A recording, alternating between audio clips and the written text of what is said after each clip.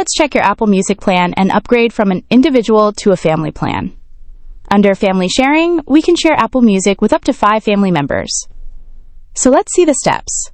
First, launch the Settings app on your iPhone. Tap on the profile name at the top. Then, tap the Subscriptions. As you can see here, an individual plan is active for Apple Music. Tap on it and hit the See All Plans option. Multiple plans are listed here.